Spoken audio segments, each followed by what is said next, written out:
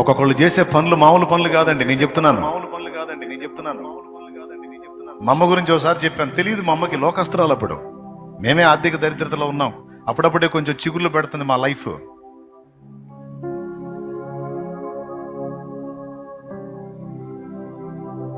నాతో పాటు కలిసి ఆడుకున్నాడు నా ఫ్రెండ్. వాడు ఒంటి మీద ఉన్న వస్త్రం, వాళ్ళు బట్టలు ఉతుకుతారు మా ఇంట్లో, తీసుకెళ్ళి బట్టలు ఉతకడానికి తీసుకెళ్ళింది. నేను వేసుకునే నిక్కరు వాడి ఒంటి మీద కనపడింది మా అమ్మకి. నిలువున నడి రోడ్డు మీద వాడి ఒంటి మీద ఉన్న నిక్కరు ఇప్పించింది మా అమ్మ. ఇది మా పిల్లవాడిది అని. నాకు బాగా గుర్తు.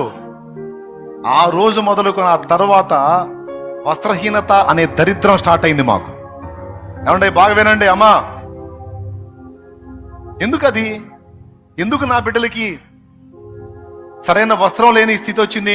ఈ కర్మ ఎందుకు గాలిందంటే, ఉన్ననాడు విర్రవీగినందుకు, ఉన్ననాడు పొగరుగా ప్రవర్తించినందుకు.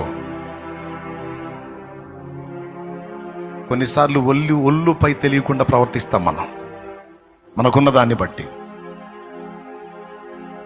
నిజంగా మీరు సీరియస్గా వింటున్నారు?